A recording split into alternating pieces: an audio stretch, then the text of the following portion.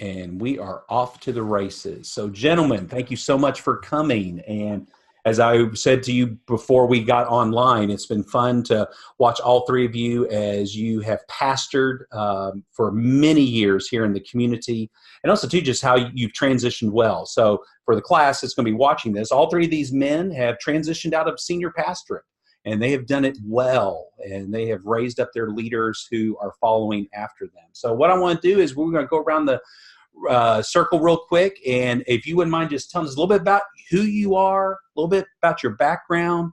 We'll talk about the transition out of a senior pastor, but what I'd love to know is tell us what you're doing right now in ministry. How are you keeping yourself busy? So on my screen, I'm going to start with Gary over here. So Gary, man, tell us a little bit about yourself. Gary Brandenburg. I have been in pastoral ministry for 41 years. It's easy to remember because I started the same month I got married. So I don't recommend that. But but I was a church planter in California, grew up in California, church planter in California. And then in 1990 to Tyler, Texas, where I pastored 14 years at Grace Community Church, where we went from one campus to four. And then from there moved to Dallas, where I've pastored at Fellowship Bible Church in Dallas, one of the churches that Gene Getz planted back in the late 70s, and pastored there for 14 years. And now, since I stepped out of the lead role, which was last fall, I'm doing a number of things, but I've started a nonprofit called Sheep Keepers. And Sheep Keepers is primarily just my own ministry of preaching, teaching, and mentoring. And so for the past few months, I've been just making connections with my network of people that can use my services. And I'm just having a lot of fun doing it. That's cool. And just for a note on the video, you just got back from Africa. I did. I was 3 weeks on the Africa Mercy, which is Mercy Ships Ministry, a floating hospital ship that sits in a port and they were 2,300 surgeries, 40,000 dental procedures, in this country of Guinea. And so I was on the ship there. I will be going 3 times a year to that ship. I'm their international Bible teacher. So to try and keep the staff and the crew on point in terms of the 2,000-year-old model of Jesus. They talk about 2 hands of the gospel. One is incarnation, the other is proclamation. And my job is to make sure that the incarnation does not exceed the proclamation. That's awesome. So that's what I've been doing. Oh, I love hearing that. I love hearing that. Well, we'll go directly down below you, Gary. That's going to be Bill. So, and Bill, you're our newest member of the former senior pastor club. Exactly. Right. So tell us about yourself, Bill. Yeah, I moved to Dallas in '75 to come to Dallas Seminary.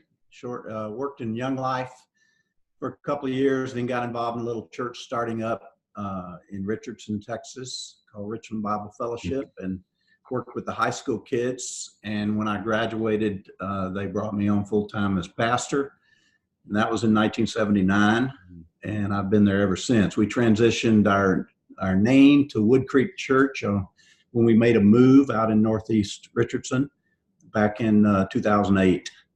So I've just been in the same church as a pastor for 40 years, and I've been involved in the same church for 43 years. So it's been it's been a good run. Wasn't it Richland Bible Fellowship, Bill? Richmond Bible Fellowship in the beginning, and we also were a branch of Gene Getz's ministry. Yeah. We started up in 1976. Met in a Yale Elementary School in Northeast Richardson. That's so cool. That's such a neat legacy. And then you just literally transitioned like in the last 2 months. 2 weeks ago. Oh yeah. May 19th we ordained the next senior pastor, Scott Stonehouse, as an elder and senior pastor on May 19th, and that was my last Sunday. Wow. To preach, at least as a senior pastor. That's awesome. So what am I doing now? I've been resting. I've been up in Red River in the mountains and just came home in time to do this and a wedding this weekend, and then I'll probably be going back pretty soon. That's cool. I love it. I'm going to give it a rest for a few months, and then I'll be jumping back into doing some things that God's already given me opportunities to do. Well, good. Well, good. And then Ken, you're directly below me. So same thing. Tell us background and what you're doing now.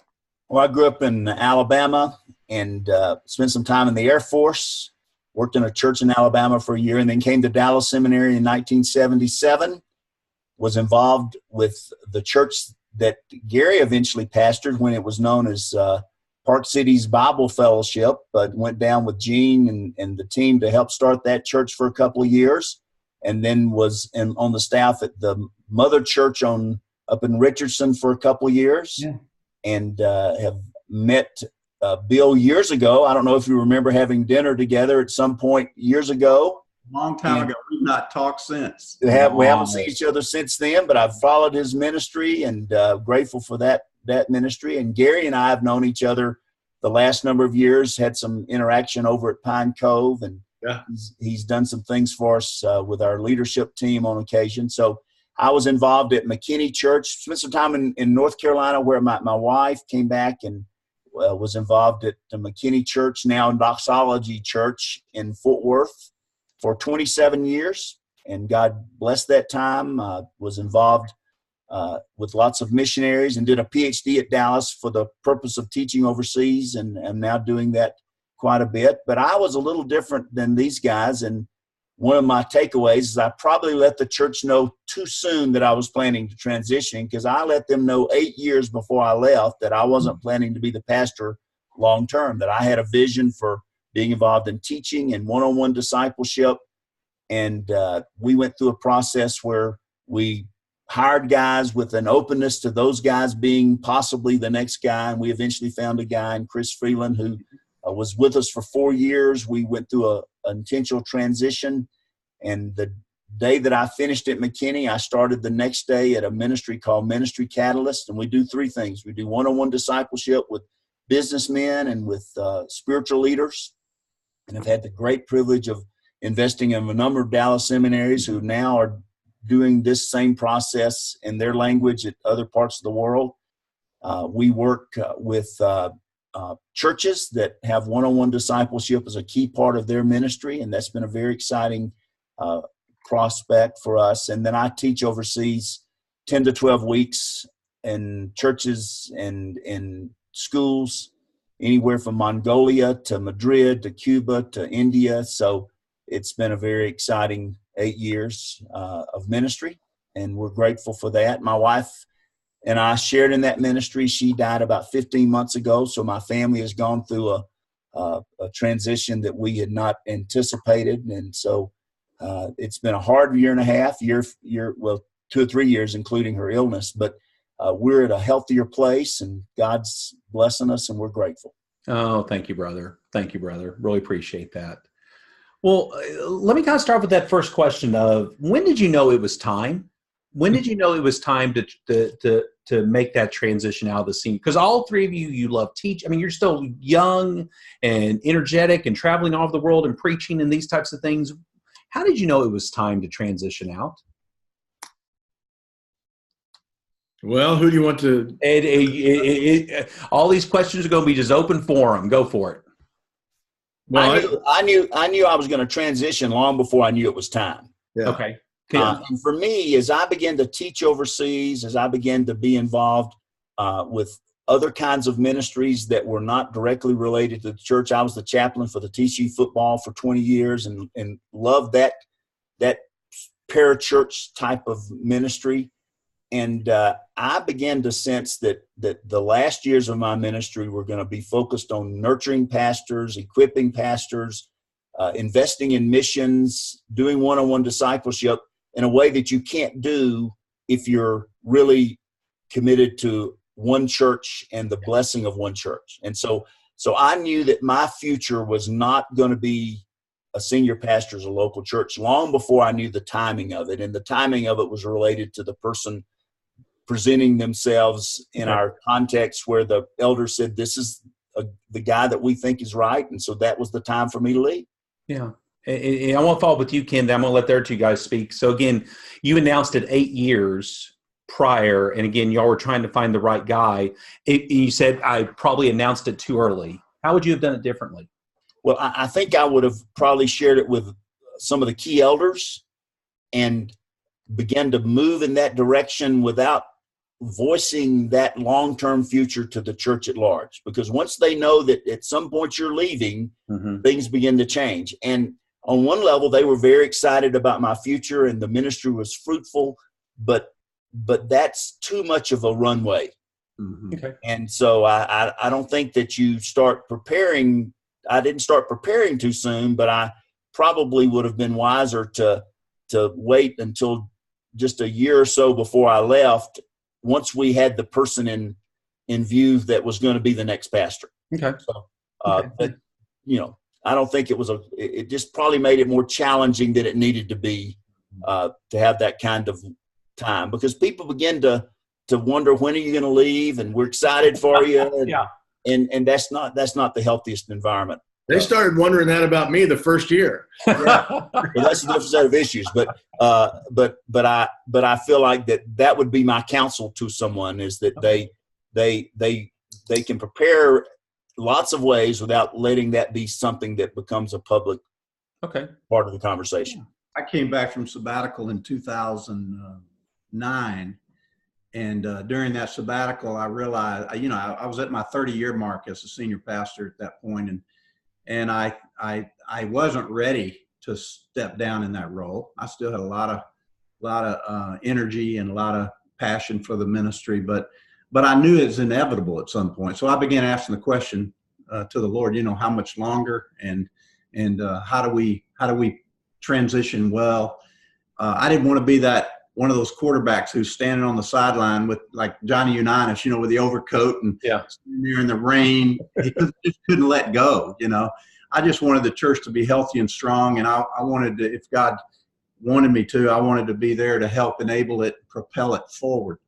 So when I came back from sabbatical in 2009, I got the elders, because I always debrief with them when I'd come back from the sabbatical, and I just said, look, guys, I'm not ready to retire from this role, but it's inevitable that one of these days we're going to have to transition, and that's as much as your responsibility as it is mine. So together we need to figure out how to do this, because we've never done it before as a church. And so, So as elders, we began thinking and praying about it. We would have special elders meetings just to talk about that, and just to begin that process. We read several books, Elephant in the Boardroom, the book Next. We read different books about transition.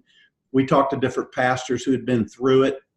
It's interesting, Gary, last January, you and I were up in Washington, D.C. together at the Museum of the Bible. Remember that night? We sat there at the hotel, and you were telling me about what was coming, and I was coming right behind you, but we weren't ready to announce it yet. But anyway, we'll catch up sometime. But we didn't share it with the staff or the congregation at all until January of this year.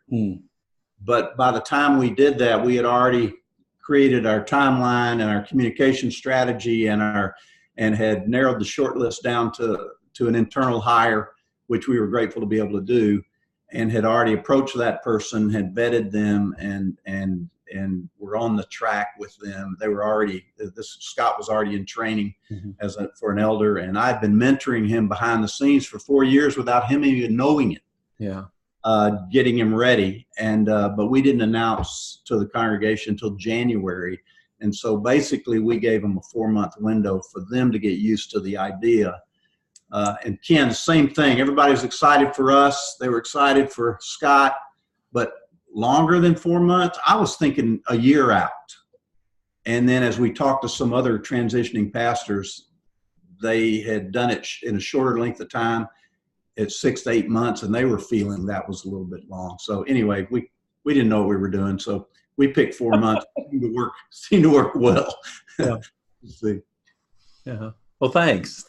Gary, what about you? Can I just make one comment? The elder said, you've got 18 months. And I said, I don't have to take 18 months. And so just so that the body would sort through all that involves, we did it in about 10 or 11 months. And that was plenty of time. So I like the 4-month option. I think you guys are onto something. But like you, we were flying blind. So well, it worked for us, I believe, because Scott was so well known and well loved by the congregation. So they quickly embraced him. They didn't have to get to know him. And I that's what made a shorter window possible. We didn't have to have a search team put that together and go outside. Yeah. You had a similar. Yeah, our fellow was on board and people loved him, but I was trying to fit into what they envisioned, and we came to something that was significantly less than 18 months, but it worked well for us. Yeah. Oh, good. Yeah. Gary, what about you? Well, I circle back around to something Ken said, and I think he's right.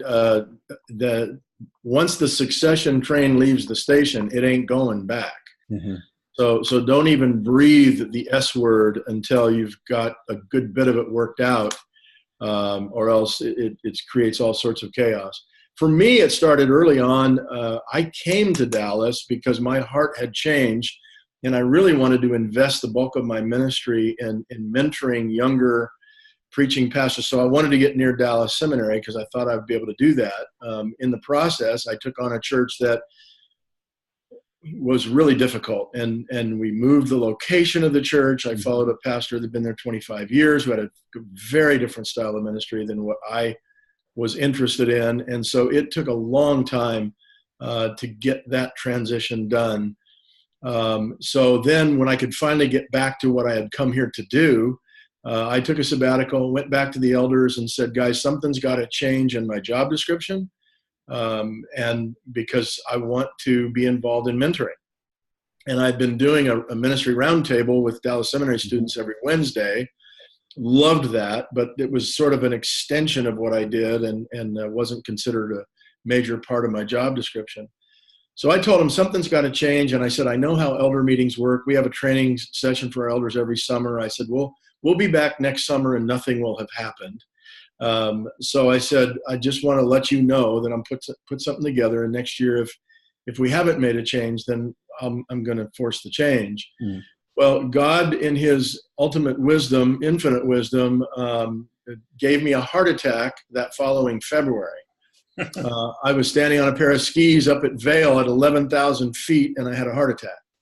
And the amazing thing about that, though it ended up being sort of a blip on the radar screen, I had a stent put in. I feel great. I've never had any other problem with that. But what it did do was the elder said, maybe we ought to have a succession plan. So when I came back, we got serious about it. So we put together a 3-year plan. The first year was just understanding how we were going to do succession. Nobody knew about this yet. The second year was try to identify whether we would go with an internal candidate or an external candidate. Ultimately, we decided to test one of our internal candidates and gave him a much more responsible position on staff. And then the third year, we actually put him, he was selected by the elders to be sort of the heir apparent, and we were co-lead pastors for a year. Mm-hmm. I think that was necessary in our case because he hadn't preached very much. He came out of the business world. He'd been at our church longer than I had, but he had not preached a whole lot. So we felt like he needed some time to develop some of those skills, had good leadership skills. So eventually, last fall, we completely turned it over to him. And then I stayed out of the way. I've been gone. I just came back last Sunday. So I was gone 8 months. Wow. On an extended, I said I was in exile and for 8 months, and I was back last Sunday for the first time. It felt good to be back. So, that's how we did it. Time will tell. It's been a tough transition for him.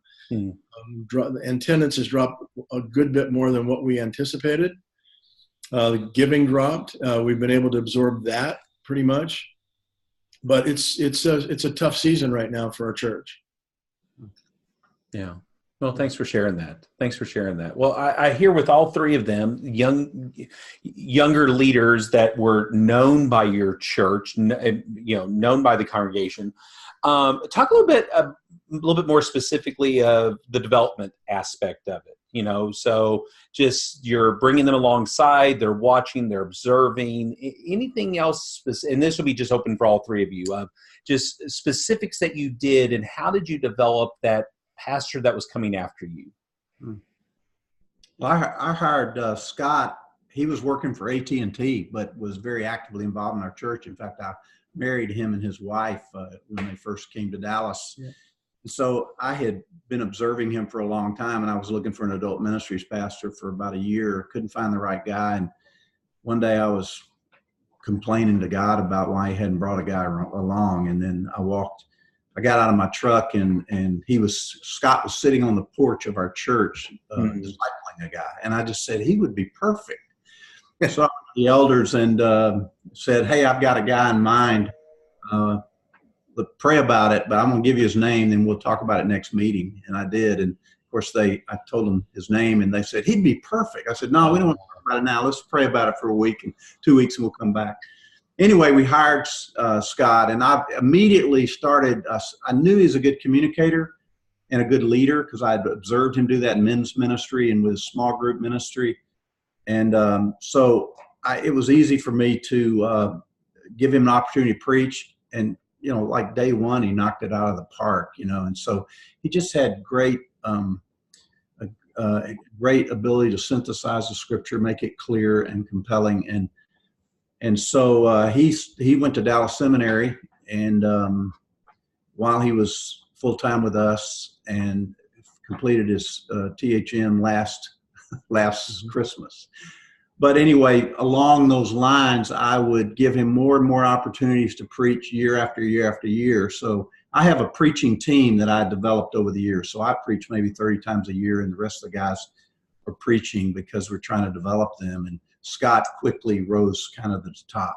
And then, but I didn't know his pastoral heart and gifts. And so I wanted to give him more opportunities to develop that. And the elders were observing that with me, and we just saw him grow leaps and bounds along those lines. But I'd give him more responsibility in leadership. I had him, he was a key guy on my lead team, and I would involve him in everything I was doing. I just gave him a first-hand view of what senior pastor involved and the responsibilities that came with that. So that took place over about 4 years, very intentional, before he even knew what we were doing. Good. Anything else from either one of you to add on that? Well, I think that for me, we hired Chris Freeland to do young adults ministry. We began to see gifted teaching ability and some strong leadership skills. So it was something where he began to prove himself in ministry. He desired to be a senior pastor at some point. He was young, and that's an asset, but it's a caution for people. But my observation is that the kind of character a guy has when he's 27, 28, if he's got good character, then he's not going to lose it at 35 or 40. And if he doesn't have good character, then he's probably going to have a hard time getting it at 35 or 40. I mean, he can, but he had good character.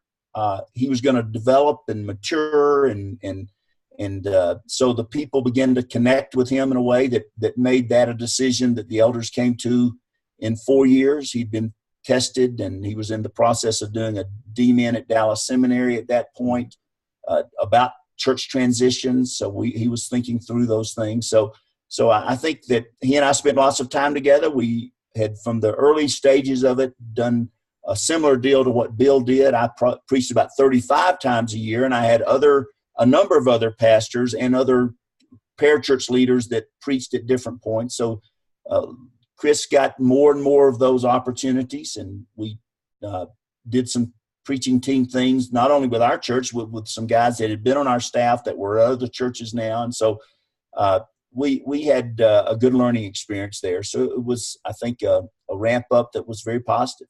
Good. And he, by the time he took over, had been there maybe 4 or 5 years, I think. Mm-hmm. Gary, anything do you want to add to that? Yeah. Well, I'm not a good leadership curriculum guy, so my style is much more relational. I'm a be with kind of leadership development guy. So hang out with me, go with me. I'm going to go speak somewhere, come with me. Mm-hmm. My motto is do nothing alone.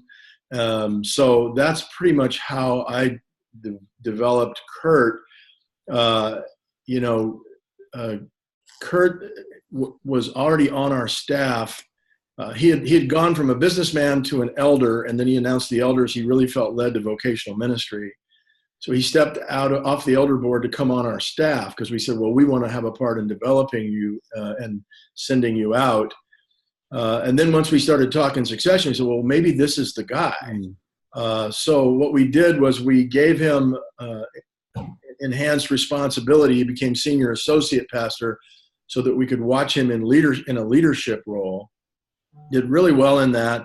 But again, had very little preaching experience. We put him through seminary, just did an MA in Christian leadership.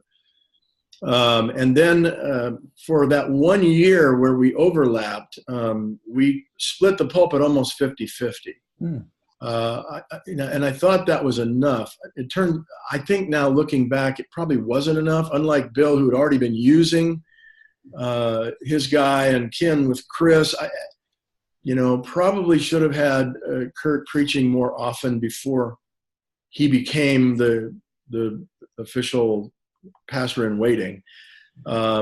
So it was interesting because it seemed to be fine that whole year. And I don't know whether people were in denial or whether it was just a new voice that was up there every week. I probably preached too much. I probably preached 40 times a year and didn't have anyone that I would hand off to.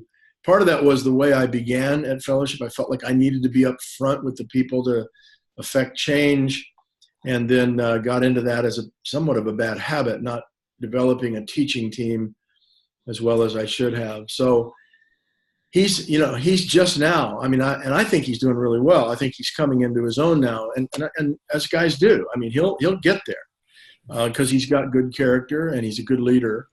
But I looking back on it, I wonder if there was a way we could have used him more often earlier so that people would get used to hearing his voice. His style's different from mine. He doesn't come across quite as relational. And I think that's been part of the issue. As you guys, as we all know, the distance between the pulpit to the pew is sometimes really, really the greatest distance between 2 points. And you have to shorten that in your preaching. So, I think we're going to be fine, but it's, you always know what you should have done looking back. But, man, we did it as well as we knew how to do it. And then, the rest of it is in God's hands. Yeah. One of my big lessons in our experience, which was admittedly too long, was that I assumed that an intentional transition would diminish the turmoil of a transition. Right. Mm-hmm. And I think McKinney's had as good a transition as I know about. But there has been lots of turnover. Yep. There is lots of turnover, even if there's not a pastoral change. There's turnover all the time. But people get used to a certain voice and a certain style, and the next person is going to have a different voice and a different style. And thankfully, they're going to attract people that we didn't attract because they have a different voice. Yep. And some of the people that got really used to our voice are just going to have a hard time making that transition. And I thought that would be less if you did an intentional transition. I think the church is doing really well at this point. I'm grateful for what God's doing for them, but it is a different church, both in terms of the people that are there and some of the ways they do things. Mm-hmm. And I think that's the nature of transition, whether it's a traditional or intentional transition. Yeah. And Gary, you're experiencing some of the first fruits of that. Right. I think McKinney, according to their sense, they had 2 or 3 seasons where there seemed to be a little turbulence. But now they're at a place where most of the people there have only known Chris as their pastor. So they're really, I think, at a very positive place for the future, which I'm excited about. Yeah. And hopefully your guy will be experiencing some of that, and Bill's guys just now beginning that process. And the good news it is Christ's church, and so Amen. He will have to help the next leadership group move forward. Yeah. A week and a half ago, after the transition Sunday on May 19th, on Wednesday night, I had all the elders and their wives over to our house for an appreciation dinner, and not just the current elders, but all the other elders that were still in the church. Oh, yeah. it was a great time of fellowship, and it was great to hear the elders that had previously served share with the current elders how the transition went from their perspective. They also, they've been through the wars with us over the years and all the challenges of ministry. And so it was great to hear those guys interact about, okay. And one of the things I challenged them with, I said, we got to this point by God's grace, everything seems healthy and good and good, but the transition's not over yet. Yeah. We're in the middle of it. And we need to pay attention going forward. So listening to you guys, I'm a little behind you. But it just makes me want to call another meeting. Just because, it's inevitable. I mean, some people are just they're not committed, people that aren't committed anyway, and there's a change and they're not sure they're going to like the change or not. And they thought, well, let's go somewhere and try out someplace new. So you get some of that, people just slipping out the back door. I think that's normal. But trying to prepare the leaders, the next senior pastor, and the elders and the staff as well for a healthy expectation about just some of this natural change that's coming. And transition means people are going to be checking out other places. Some of them will go away and come back, I believe. But that's just part of the nature. I think you're right, Bill. I think especially Dallas, the Metroplex, it's a target-rich environment. Mm-hmm. You could be in some other parts of the country. You're lucky to find one good church that has a good communicator. Mm-hmm. In Dallas, you got a lot of options. And so whenever there's a transition, I think what tends to happen is people go, now I think I might go try Watermark. Mm-hmm. Maybe I'll go out and hear Chandler. Or maybe I'll go out to Stonebriar or whatever it might be. There's always a church like that nearby that someone's going to say, now might be a good time for us to. So I think you're right. Some of them will come back around, but others, the frustration for me is a lot of them were just coming for the sermons anyways. Mm. They weren't really connected to the family. They just said, hey, I can stay awake through this guy's sermon. So this is the church I'll go to. Yeah. And because what we're finding is I just asked yesterday our financial gal, how are we doing financially? Because I've tried to stay out of all of that. And I said, how are we doing? Well, we're about $300,000 down, cut the budget to accommodate that. But she said, but the good news is, she said, of our 15 to 20 top givers, she says, everybody's still in the game. Hmm. So it's a lot of the people on the fringes that have been giving here and there. Mm-hmm. A lot of those have gone away, but I think, just to interrupt you, I think there's a principle of pruning that needs to be communicated to pastors going forward when they start to go through a transition, and elders. There's a principle of pruning that needs to be applied to this. To give let's call it a positive principle of pruning, so that we can alliterate. Yeah, it's different than a church split. Exactly. Right. It's just part of pruning for the new growth and the new transition. Yeah. And one of the big things that I think both of you guys have mentioned is what is going to be your relationship with the church moving forward. Mm-hmm. And I took a different approach. I'd gotten counsel from a number of people that you're going to be best served, especially since I had a very specific focus of ministry that I was excited about, to not have an ongoing, relationship with the church in terms of being involved there. I've got a great relationship with Chris. Excuse me, I don't know. No worries. There we go. To not have an ongoing connection with the church in terms of involvement there, and to keep my good connection with the elders and with the pastor, and I did that. And one of the great benefits of that, this is a persistent call. I don't know. Ken's doing that on purpose just to show that he still gets phone calls even after he's. No, I'm at somebody else's house. I'm at one of the former elders' house, so this is his deal. He's a mediator in Texas, so people are trying to mediate. But my point is, the great benefit of not being involved, right, is that I've never had a conversation about the finances or about anything. And when people came to me and they said, "Hi, can you believe so and so?" I said, "I don't know what you're talking about." And they said, "Well, they did this," and I said, "Well, okay."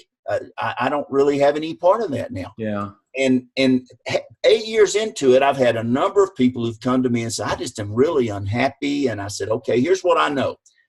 For you to go to another church and be enthusiastic about another church is not sinful. The Bible says nothing about that. For you to stay at McKinney or Doxology and be unhappy and complain is sin. So I want you to be fruitful for God. And unless you can be happy there, find a church you want to be excited about and make room for people that are going to be happy there. Yeah.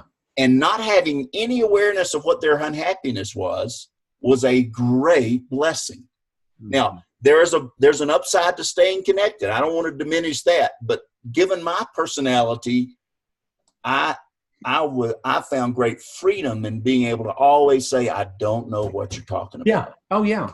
And so I think that's the kind of decision, and it may be a decision that is rooted in how the former pastor's wired, how the church has said it. I mean, I don't know. It'd be a different solution for every person, but I feel wonderfully connected to the people of that church, but happily disconnected from the dynamics, the political challenges that every church faces at any point in time.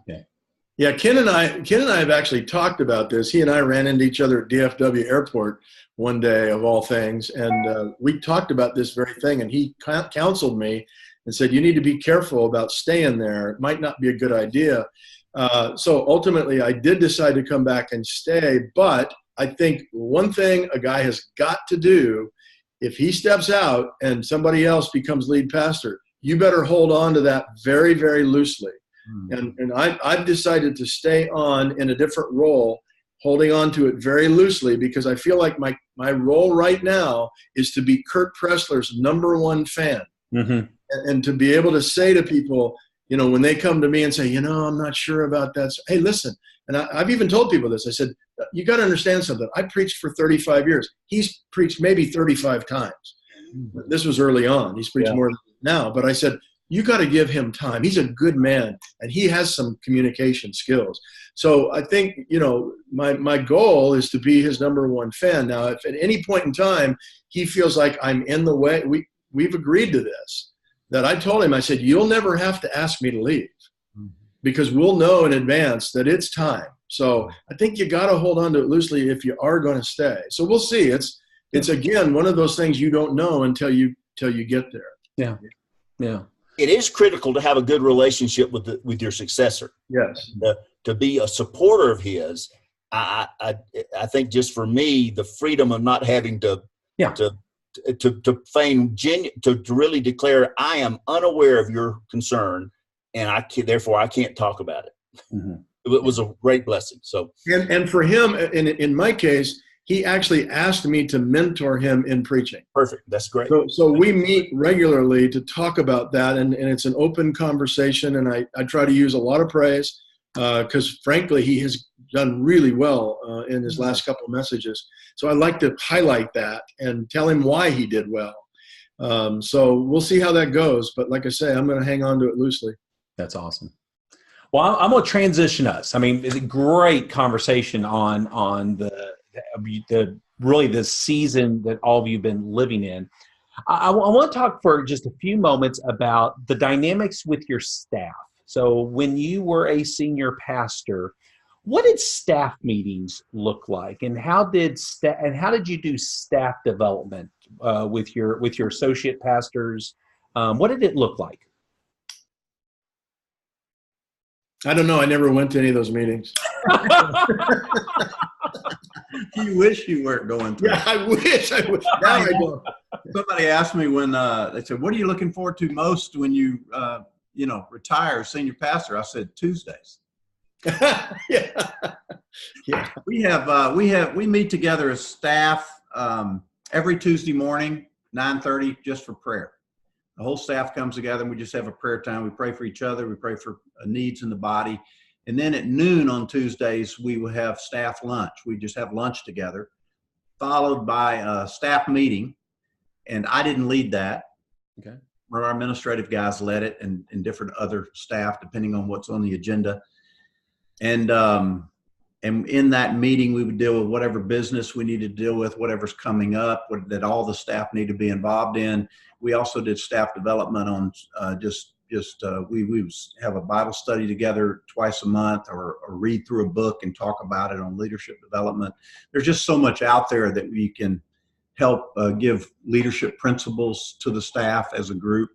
So we did a lot of that. I had a lead team that were my direct reports that I would meet with every 2 weeks, usually following the staff meeting, just to talk about major mission-oriented, vision-oriented things, big rocks, things that I needed to bring to the elders, things we needed to work on together, and all of that. We also celebrated the staff's birthday. We have about 30 staff, so okay. You can do some things as the staff gets larger. Gary's staff's a whole lot larger. I don't know about yours, Ken, there, but it changes. Staff meetings change based on how many people you have there. So a lot of different things. We have staff retreats a couple of times in the spring. We would be a 2-night retreat. We do a lot of, I meet with, I discipled different staff, full-time staff pastors. I met with those guys. They would come to my home. So there's a lot that we did, but I did not run any of the staff meetings. Okay. Just sat there and listened to them wax eloquent. Yeah, I would say the same thing. I did not run staff meetings. Very similar to Bill. Our staff meetings were Tuesday morning. We had staff prayer Wednesday morning. So I always led staff prayer. I wanted to be leading that. Occasionally I would have someone else do it, but I wanted to be seen in that role. On Tuesday mornings, my executive pastor led staff meetings. He and I would discuss what needed to be dealt with. And he's just better at that than I am. And as far as development goes, all of my staff were, particularly if someone came on, they were a new hire. They were invited in the strongest terms possible. They were invited to sit through my ministry roundtable that I had every Wednesday from 11:30 to 1, when I would invite seminary students, and oftentimes I'd have a businessman come and wanted to sit through it. And we would do a year together just on the whole issue of leadership. In the fall, I would do, the ministry leader and various subjects related to the ministry leader. And then in the spring, I would do communication stuff. And so I would have them, they had to be a graduate of the ministry roundtable at some point in time, but that's about all I did. I think it depends on your style. I think some pastors would say, no, I have to be in charge of staff meetings, and that's probably a good thing in some ways. But I always let my executive pastor lead that. He's more organized than I am. Okay, Ken, what about you? We had a staff meeting on Wednesday, and when I became the pastor at McKinney, I took the place. I'd been an associate pastor, so I was a part of a transition. He actually had left, gone to another church, and I was the interim pastor. So when I became the pastor, I was 36, and my oldest pastor was 28 or 29. So I led the staff meetings. I mean, that was, and then as the staff grew, we would meet, we would pray 30, 40 minutes. Then we would sometimes take care of planning issues. We would almost always read at least one book a year, sometimes 2 books a year. Over time, I got involved at the Leadership Center and started doing ministry coaching for them, and all the things that I learned and shared with pastors in other ministry coaching settings. We would take articles and read that, and I did that with the elders as well. We would send out a monthly or quarterly article, and they would wrestle through those things. So we were trying to give them opportunities to discuss things. We brought in an outside consultant for all of our staff and elders at one point. We would have a yearly elder retreat. We would have a yearly staff and spouse retreat that was totally relational and prayer and fun. And we'd have a monthly luncheon with the birthdays like Bill mentioned. So some of the same kinds of things. We had a guy on our staff who worked for Chick-fil-A who did consulting for them. And we sort of said, what do you do with Chick-fil-A franchises? And so we spent 6 or 8 months working through that, and that was a very helpful learning experience. And so we tried a number of different things. I did not have a separate executive meeting, but I met with my direct reports several times a year, and my starting question was almost always, okay, what is it that we can do that will let you fulfill all the things that you've told me you want to fulfill? Mm-hmm. And we would try to, if we had the right guy in that role, and often we didn't, and if we didn't, that was a different set of issues. But if you had the right guy in that role, that was all you need to do, was to remove roadblocks for him to be really effective in his area. So those are some of the same kinds of things. There's a relational component. There's a development component. There's a strategic planning component. We try to connect our budget with the strategic planning process. That was, I think, a helpful thing for us. So those were all parts of a constantly changing process. Okay, good. Well, let me turn the question. I want to talk about you personally. How did you stay sharp? You know, let me give it a little bit of a caveat. Not everybody finishes well. And some of you know the situation of a church I was on staff with and was involved with for years, and our pastor kind of burned out. How did you stay strong? How did you stay strong, sharp, emotionally, spiritually, mentally? What suggestions would you have? Mondays. Describe that. What do you mean? My Monday was my Sabbath. I mean, Monday was the day that I didn't go into the church. I don't want any meetings. Now, unfortunately, we would have once a month. We'd have an elders meeting on a Monday night. But at least during the day, I had plenty of time, get my bearings, sit quietly before the Lord and the text for the following week, and just soak in that. And that's where I would recharge my batteries. I would get my bearings once again. I used to take Mondays as a day off until I decided I didn't want to feel that bad on my day off. So I started using Mondays just as a Sabbath and just as a time to reflect and to recharge. And I'll tell you, Mondays saved me. And I would get very cranky if I had to do. And unfortunately, Dallas Seminary has a lot of conferences on Mondays. So a lot of those I would just not go to, because I thought, well, I could go to this, but then it shortens my week and I'm feeling like I'm pressed. So I think that was one of the things that I did. And plus I was part of a cohort. I was part of a group of pastors here in Dallas, and once a month that we could go and vent, and, we gave each other permission to be real. And unfortunately, one of those guys that was in my cohort, well, who burned out, but at least, we were together learning from all of those kinds of experiences. And those would be two things I would mention. Okay. Yeah. Bill, what about you? Wow. I was a Sabbath breaker. So if I had things to do over again, I would be more diligent about keeping the Sabbath. And I think it's because it was hard for me to have a day every week that things weren't just crowding in or emergencies coming up, or it was just hard to protect it. So it got so frustrating to try to protect it. So I think I gave in too many times. And so there were different times when I would go too many weeks without a break and to start to feel it. And I came close to burnout a couple of times. And I think that was one of the reasons. I came back 2009, beside knowing I needed to prepare for transition, I needed to do ministry differently in terms of protecting my schedule, protecting my Sabbath. And I moved from trying to keep Mondays as that to, I moved it to Friday. So all my sermon prep and everything was done by Thursday noon.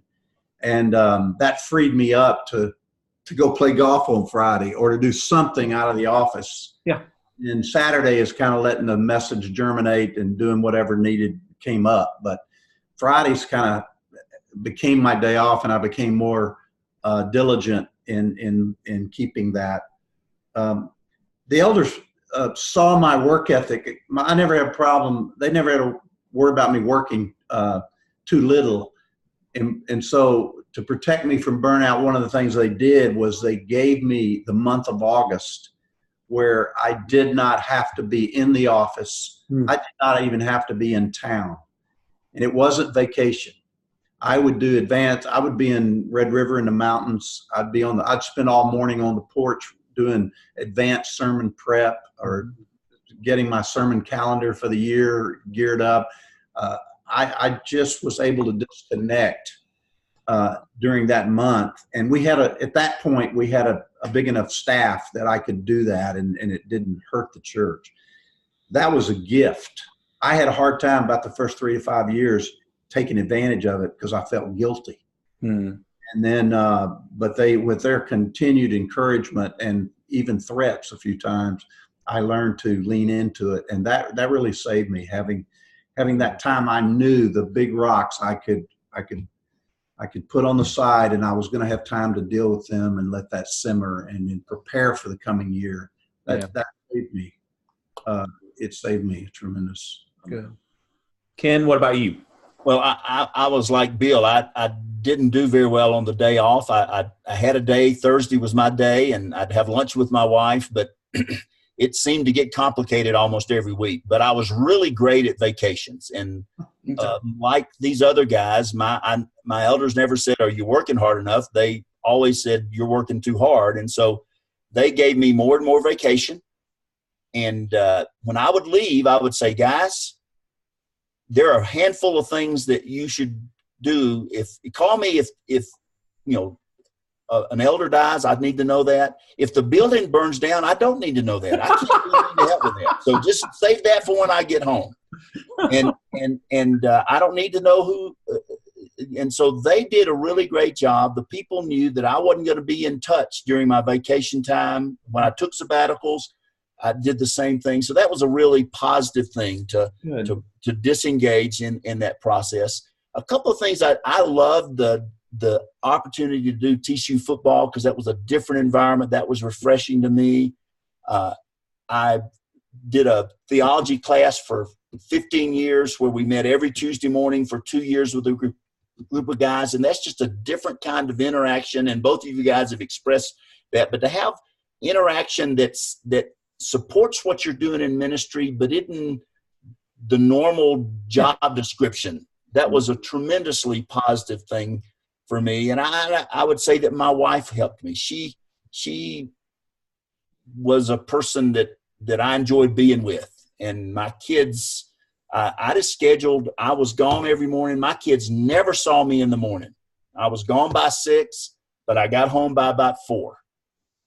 And when they were young, my goal was to get them worn out before dinner time. And so we sort of had a pretty good pattern where our family got lots of time together. And that was absolutely a critical part for me to be healthy long term. So, I enjoyed ministry. My kids enjoyed me being in ministry, which I'm very, very grateful for. And that was a real positive thing.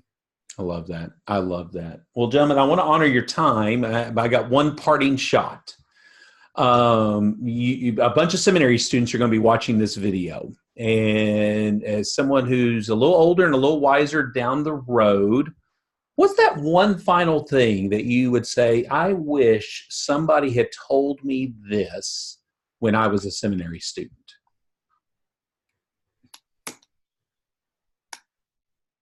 Well, for me, I go back to the issue of burnout and what I heard my good friend say recently when he stepped down after 20 plus years of pastoring the church. And he said, "I have concluded I cannot pastor this church and be a healthy person."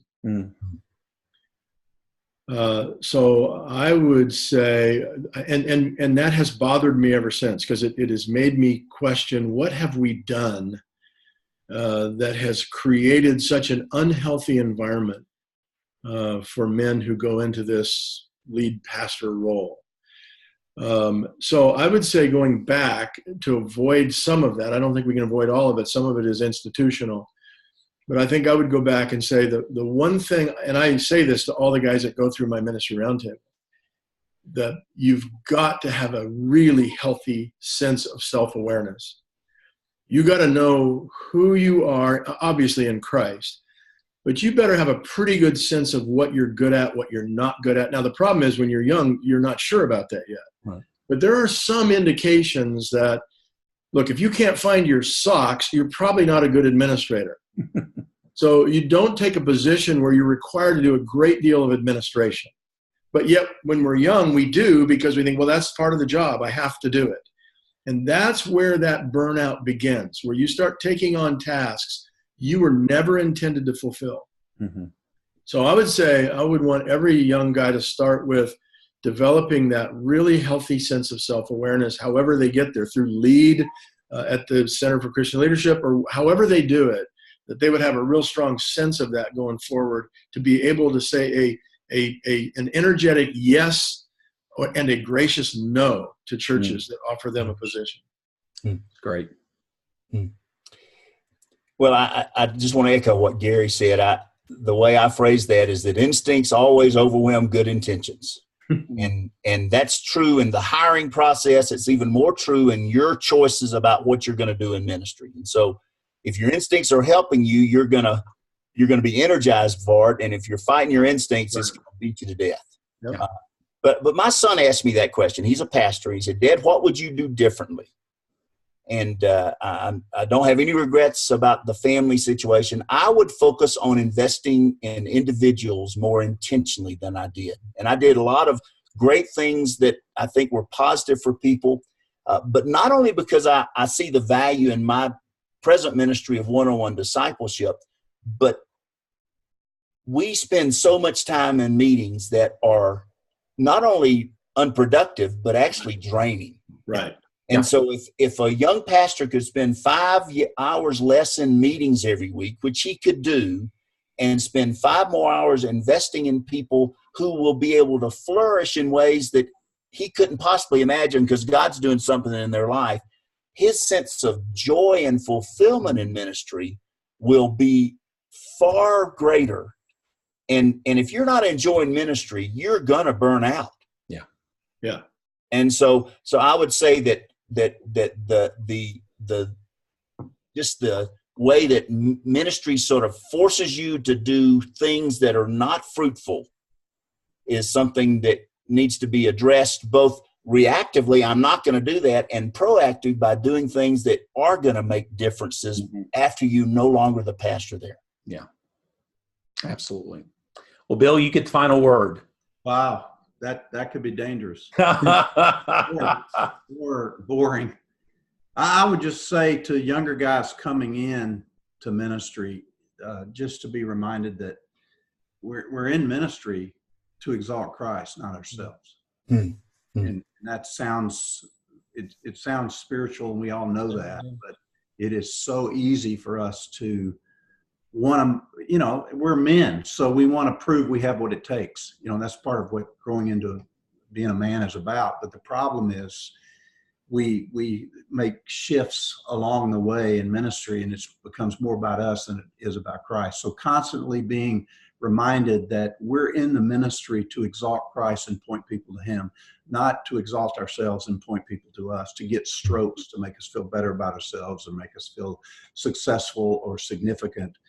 And so, above all else, Christ is preeminent. He is in first. We have to keep him in first place. So what that means, practically, one of the things it means for me is it's okay for me to receive encouragement. I think we all need to be encouraged in ministry, but don't seek it. Mm-hmm. Learn how to receive it, but don't seek it, because receive it, but don't feed on it, because as soon as you're feeding on it, then it's all about you and it's not about Christ. And so promote Christ, follow Christ, preach Christ, exalt Christ, not yourself. Mm-hmm. The second thing I would say, and then I'll finish quickly with this, is stay humble or God will humble you. 1 Peter 5, clothe yourselves with all humility toward one another, for God opposes the proud but gives grace to the humble. And if you're going to survive in ministry over the long haul, you're going to need a lot of grace. Mm-hmm. Ministry is hard enough without God opposing you. Yeah.